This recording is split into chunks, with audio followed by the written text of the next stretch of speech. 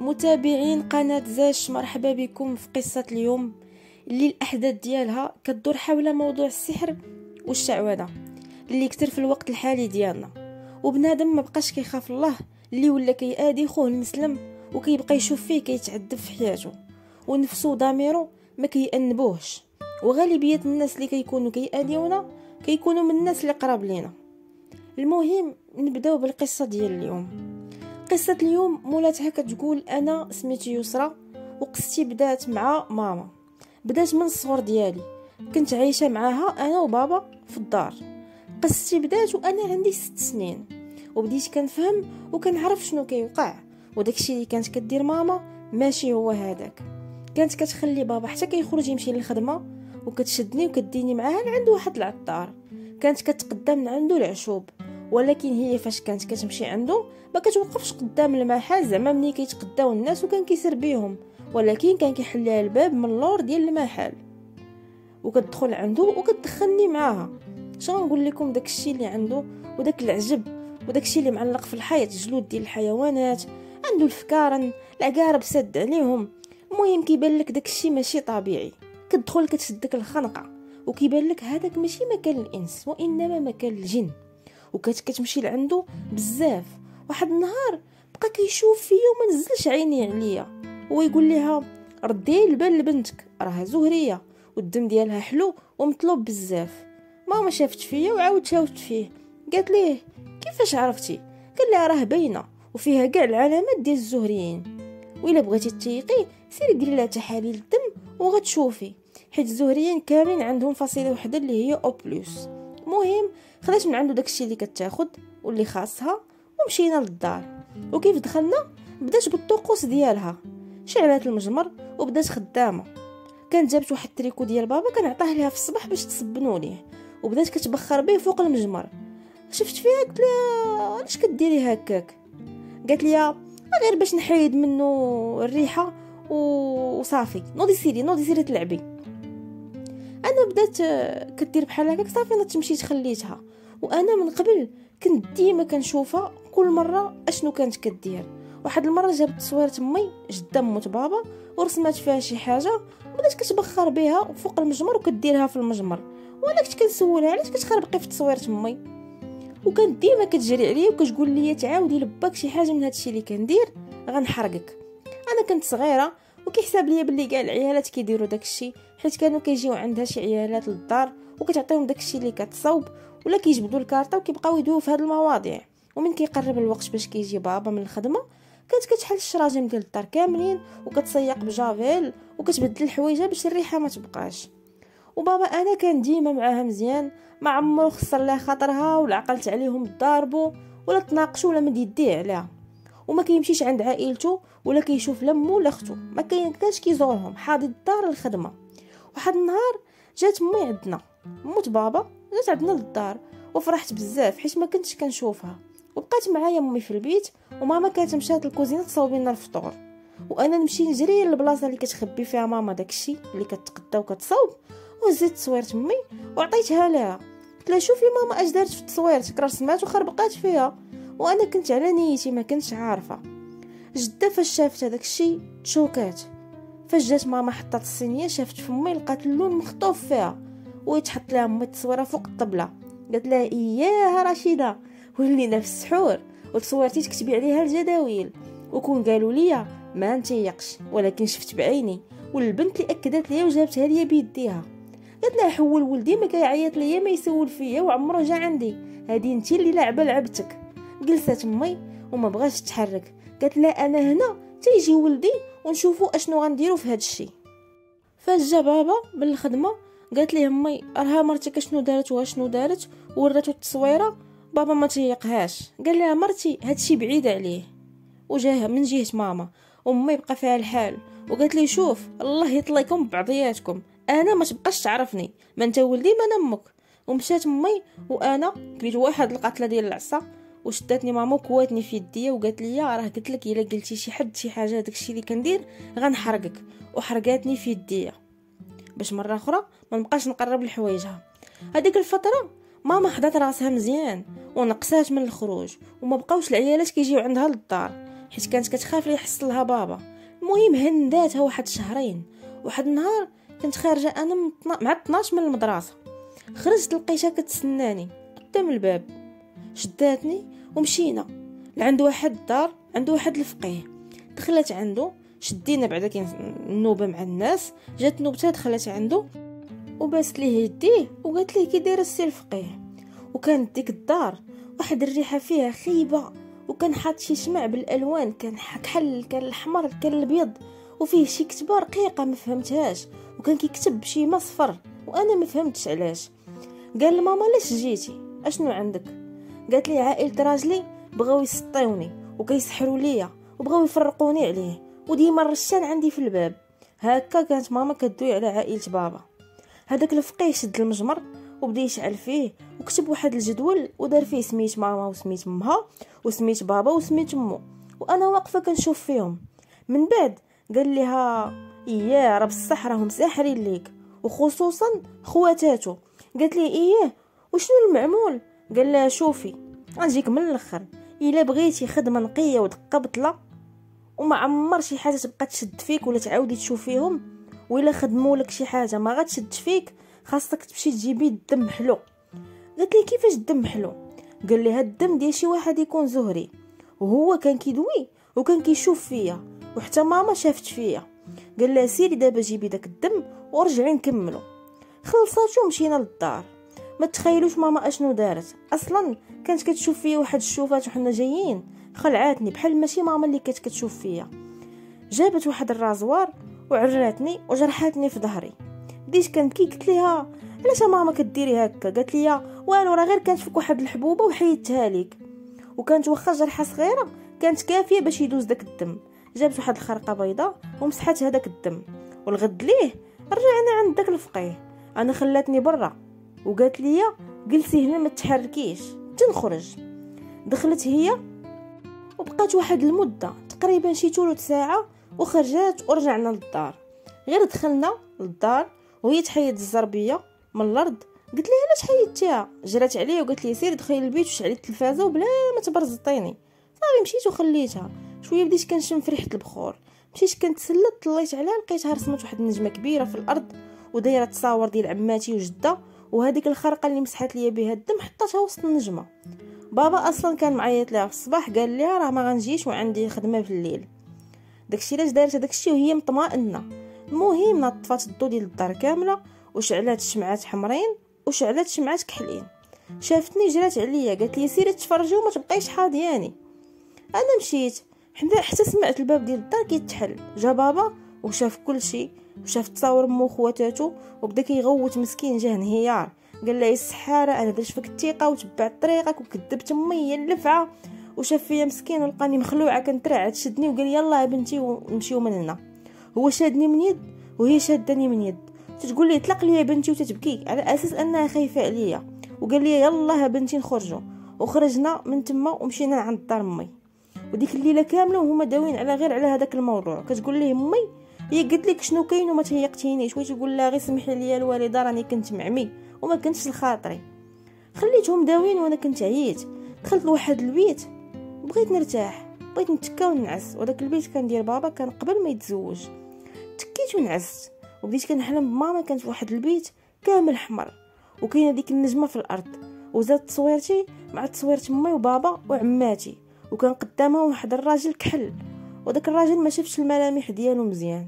فقت مخلوعه وكيف جلست شفت قدامي واحد الدري صغير قدي في العمر تقريبا، انا كانت عندي شي 7 سنين، وشعره طويل وهو صغير، والملامح ديالو ديال شي واحد كبير، وكانوا عينيه كبار، وبقى كيشوف فيا وهو يضحك واحد الضحكه كتخلع وما نطق بحتى كلمه. هو يهز يديه وراهم ليا وفيهم شي كتبه مكتوبه بالدم ديالي، وانا نغوت واحد الغوته حتى ناضو كاملين كيجريو جاو لعندي. عنقتني امي وكتقول لي مالك بنيتي كلاباس، وانا كنشير بيدي لديك البلاصه وكنت مغمضه عينيا. شيرت لدي بديك البلاصه اللي كان واقف فيها، هزيت راسي وحليت عيني ما لقيت والو. قالت لي يا امي راه غير كتحلم. كتحلمي راه ما عندك والو. قلت لها راه حلمت بماما وهاش كاين هاش كاين هاش كاين. نوضني بابا غسل لي وجهي وداني جلست معاهم. وحنا جالسين كانت قدامي الطواليت حاشاكم وكان الباب محلول، وغير كنعاود نشوف في الطواليت كيبان لي داك الولد كيخرج كيجري من الطواليت ومشى للكوزينه، ونغوت ونقول لبابا شفتي راه هرب. يقول لي بابا شكون؟ راه ما كاين حتى واحد. كنقول لهم راه كيسكن معاكم شي واحد هنا، شي دري صغير. جده وعماتي تخلعوا وبداو كيقراو في القران وينعلوا في الشيطان. المهم دازوا الايام وماما ما سمعت عليها حتى حاجه وما عندي عليها حتى اخبار. حتى واحد النهار كنت خارجه من المدرسه ولقيتها كتسنى فيا، تبدلات وبان في وجهها العيا. جات عندي قالت لي اجي يا بنتي توحشتك، اجي يلاه معايا. شدتني من يدي وبغات تديني. هو يوقف عليها بابا، كان جا لي معطل داك النهار، قال لها طلقي من بنتي وورقه الطلاق ديالك غتوصلك هاد يومين. بقات فيا ماما بزاف وما كنتش عارفه داكشي اللي كدير واش كان مزيان ولا لا. جرني بابا وداني معاه للدار. واحد النهار كنت غنمشي للحمام مع امي، وانا دخلت للحمام بديت كنلعب، تضربت مع السطل، مع الحديده ديال السطل، تجرحت في رجلي والدم بدا كيسيل بزاف. ومع الحمام سخون تيكون الدم سخون، ما بغاش يحبس داك الدم. وجات امي كتحط لي واحد الزيف على داك الجرحه باش الدم يحبس. حتى كيبان لي داك الدري صغير اللي حلمت به كيجي وكيشرب ليا من هذاك الدم. وانا بكثره الدم والسخونيه وداك المنظر والتخيلات اللي كنت كنشوف سخفت وخرجوني لبرا وجمعوا لي رجليا بواحد الباندا حتى فقت لقيت راسي في الدار. كيف رجعنا امي بدات كتعاود لبابا شنو وقع لي في الحمام، وحتى انا عاودت ليه وقلت ليه باللي راه شفت هذاك اللي كان تيشرب ليا من دمي. امي قالت ليه راه بنتك عندها شي حاجه ولا عندها شي مس، ديها دير لها الرقيه. وداك الشيء اللي كان بابا جاب لي واحد الراقي، وكيف شافني قال ليهم راه بنتكم متاديه بزاف واللي ساكنينها راه صعاب باش يخرجوا. قال ليه بابا عافاك لما عطيني شي حل شنو ندير. كان صاوب لي واحد الكتاب، واحد الحجاب صغير، وقال لي ما تحيديش من عنقك نهائيا. وقال لبابا علمها تصلي وتقرا القران. بين قوسين هذاك راه ماشي راقي. مهم دازوا الاعوام وكان بابا طلق ماما وما عرفتهاش فين مشات مازال، وانا كان فاتني الحال شويه حتى درت تقريبا 15 عام. كنت عايشه عادي، ولكن من وصلت 15 عام بديت كنحلم بدوك الاحلام اللي ما مزيانينش. واحد النهار كنت حلمت باللي واحد الولد جديد دخل القسم معانا. الغد اللي مشيت للمدرسه حتى كنت تفاجئ في القسم جاي الحارس وجايب معاه هذاك الولد، وكان نفس الولد اللي شفت في الحلم ديالي. واحد النهار تاني حلمت بواحد المراه عندنا في العائله كانت كبيره، وجات سلمت علينا كاملين وقالت لنا تهلاو في راسكم. الغد ليه الصباح فاش فقت قالت لي امي انا راه غنمشي نعزي، راه هذيك المراه راه ماتت. عاودت لامي باش حلمت، وطبيعه الحال امي ما تيقتنيش، وشكون كان غيتيقني؟ هذوك الاحلام وليت كنعاني منهم كل ليله كنحلم، وداك الشيء ما كيكونش حلم، كيكون بحال بصح وواقع. واحد النهار حلمت بماما خرجت من القبر وشدتني من كتافي بالجهد وكتلوم فيا وكتقول لي علاش سمحتي فيا. وفاش فقت لقيت الاثار في كتافي زرقين، بقيت مخلوعه وكنبكي. وبابا كل مره كان كيسولني واش كتصلي، كنقول لي كنصلي.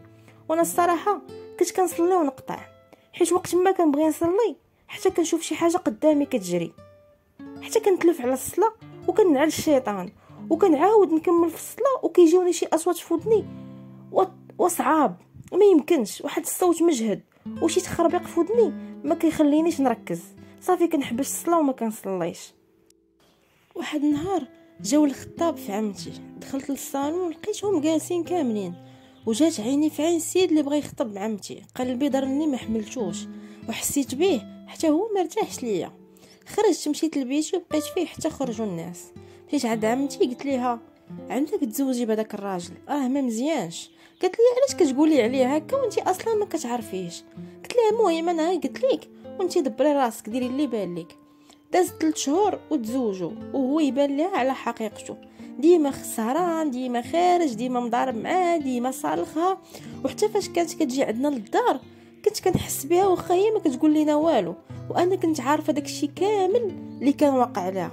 جات عندي وهو يتقول لي في خبارك هضرتك كانت كامله صحيحه وما سمعتش ليك. قلت لها انا هكا الا ما ارتحيتش لشي واحد راه غيكون ما مزيانش. وعمتي مسكينه مازال عايشه معاه لدابا وما طلقاتش منه. واحد النهار دارنا كانوا غادي عند شي واحد في العائله معروضين عنده وبغاو يديوني معاهم وما بغيتش. قلت لهم نبقى في الدار، ما بقيتش كنستحمل ان الجماعات والناس بزاف. مشاو هما وبقيت انا في الدار. سمعت الحس في الباب ديال الزنقه، مشيت حليت لقيت واحد القطيطه كدور حداه. قلت راه غتكون مسكينه جيعانه، دخلتها ولكن جاتني في شكل ماشي نورمال. المهم ما ديتهاش فيها، حطيت لها الفرماج والطون كلاتهم وبقات كدور في الدار كامله. ومشات لبيتي فوق ناموسيتي وجلسات. انا خليتها ودخلت ندوش. بديت كنسمع الدقان، قلت راه واقيلا راه بابا رجع ولا شي وحده في عماتي رجعوا.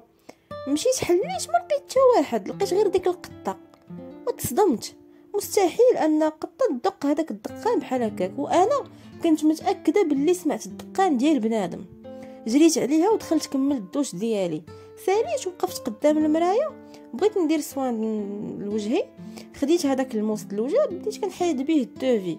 بدا الضو كيمشي وكيجي، ما عرفتش كيفاش تجرحت راسي والدم بدا كيسير بالجهد. حليت الروبينه بغيت نغسل وجهي، هو يبان لي تاني هذاك الدري صغير اللي كان كيجيني شحال هذا وكان كيشرب منه، ولكن ولا كيخلع اكثر من الاول. كان مخرج عينيه وكيشوف فيا، وغير دورت وجهي وهو يتقطع الضو. بديت كنغوت على ما في جهدي، اعوذ بالله من الشيطان الرجيم، اعوذ بالله من الشيطان الرجيم، اعوذ بالله من الشيطان الرجيم. وبقيت كنتملس حتى حليت الباب ومشيت كنجري لبيتي وسديت عليا وما قدرتش نخرج من الدار. هزيت التليفون وقلت ندوز به الوقت شويه كنسمع في الدار بحال شي واحد كيجري وكيحبس. والدقان في البيبان ديال الدار كامله، ديال البيوت كامله الدقان فيهم، وحتى بيتي فيه الدقان. وجري جري جري والخطوات والصوت غادي وكيتجهد. هذيك الليله دوزتها كحله حتى سمعت صوت بابا كيعيط ليا. فرحت عاد ارتاحيت شويه وطمئن قلبي. خرجت كنقول ليه بابا انا هنا. هو كيعيط. حليت الباب خرجت كنقول ليه انا هنا بابا انا هنا، ولكن ما جاوبنيش. ما فهمت والو. بقيت كنقلب عليه ما لقيتوش. تخربقت صراحه، تخلعت وتوسوست شويه، ما كنتش غنحماق. انا بنت لي هذيك القطه خارجه من الدوش. كيفاش هذه كانت بعدا فوق الناموسيه. شويه خرجت للباب دقات عليا وحليت ليها. شويه خارجه ليا من الدوش، هزيتها والضو كان مقطوع. قلت غنخرج ونخرجها معايا ونمشي نجيب الشمع. مع الخرجه خرجت تلاقيت مع ماما تبلوكيت. شي 7 سنين ما كنت شفتها وتبدلت بزاف، وجهها ولا مظلام. جات عندي وعنقاتني وقالت لي توحشتك يا بنتي، علاش مشيتي عليا وشحال من مره جيت وباش نشوفك وما كانوش كيخليوني وكانوا كيجريو عليا. قلت لها شوفي انتي هادشي كامل انتي السبب، انتي اللي فرقتينا. قالت لي انا عارفاك شنو ومناش كدوزي، باللي راك مراقبه من عند الجن، وهادشي كامل اللي واقع لك انا سبابه وعندك الحق، وانا قادره نهنيك من هادشي اللي فيك يا بنتي، ولكن بشرط تمشي معايا تسكني معايا وتخدمي معايا وتعاونيني. راه عائلة باك اما غيبغيوكش وغتبقاي ديما بنت السحاره وبنت الشوافه. لا حيدي بركه عليا من هادشي، سكتي. هادشي كامل اللي واقع ليا بسببك انتي، وداكشي اللي درتي ليا فاش كنت صغيره. قالت لي شوفي سمعي، راه من غتكبري راه غيزيدوا يتحكموا فيك اكثر، وانا بغيت غير نعاونك. يلا معايا بنيتي حسن ما تبقاي بوحدك اليوم. فكرت مزيان، قلت لها واخا. سديت الباب ومشيت معاها. شدينا طاكسي باش نوصلوا لدارها، وهي كانت ساكنه في واحد الحي شعبي. المهم دخلنا ودارها كانت بحال داك الفقيه اللي كنت قلت لكم في الاول. واش غنقول لكم، الدار عندها لا اله الا الله. قالت لي شوفي انا هذه هي خدمتي وما عندي ما نخبي عليك، وكيجيو عندي الناس باش نعاونهم. قلت لها انتي كتعاوني الناس؟ انتي راه كتكرفسي على الناس. انا عمرني ننسى واش دوزتي عليا في صغري. كنتي تدوري بيا من الفقيه للفقيه وعند العطاره، والضربه اللي ضربتيني في ظهري باش تاخدي من دمي وتسحري به. قالت لي صافي راني عرفت باللي راه غلطت في حقك، وانا غنصلح هذا الشيء كامل. قلت لها كيفاش غتصلح هذا الشيء كامل ودازوا عليه اعوام؟ اش غديري كاع؟ ما عرفتش شنو كانت بغات دير، ولكن عرفت من عينيها وهذا عرفت باللي نيتها كانت صافيه. جبدات واحد الخرقه وكانت هي نفسها اللي مسحت ليا بها الدم شحال هذا من عام، وحطاتها وحطات تصويرتها وتصويرتي وشعلات البخور، وجبدات واحد الكتاب قديم وبدات تقرا داك الشيء. كان مكتوب بالعبريه، ومن كملات عطاتني واحد الكتاب صغير. قالت لي هذا ديريه في الماء ودوشي به 3 ايام، ومن الاحسن تبقاي عندي هنا في الدار تدوز ديك 3 ايام وانا نقابلك ويخرج منك هذاك الشيء. جلست ودرت داك الشيء اللي قالت لي، وبصح ما بقيتش مزيره كيف كانت من قبل. خليتها وقلت لها انا غنمشي ونولي نجي مره نشوفك. الاحلام نقصوا، ما بقيتش كنشوف بحال قبل، ولكن ديما كنحس معايا شي واحد كيف ما تحركت كيتحرك معايا. وفي الصلاه مازال كنسمع دوك الاصوات، وبقيت كنعاني من هذا الشيء. ودازوا الاعوام وبقيت كنمشي نزور الوالده. واحد النهار مشيت ما لقيتهاش، فسولت على الجيران قالوا لي بلي راه جراو عليها من تما على داكشي اللي كانت كدير، وما بقيتش سمعت عليها والو. انا بقيت عايشه مع بابا وامي في الدار، ودابا عندي 28 عام وخدامه الحمد لله. اموري الماديه مزيانه، ما سخيتش بابا وامي وما بغيتش نمشي نعيش بوحدي، حيت الصراحه ما نقدرش، حيت عارفه الا كنبقى بوحدي في الدار كتوقع معايا شي حاجه. كنحاول ما امكن نكون قريبه من ربي والقران ديما معايا وشاده في صلاتي. قصتي راه طويله وانا حاولت نعطي غير الخلاصه ديالها، ونقصت بزاف د الامور منها. متابعينا، القصه ديالنا هنا سالات. خليكم متشبتين بالصلاه ديالكم وداوموا على قراءه القران والاذكار ديالكم. ما تنسوش تخليو معكم لايك الفيديو، واللي مازال ما تابوناش يخلي ابوني للقناه باش يبقى يوصلكم كل جديد. وصلوا على الحبيب.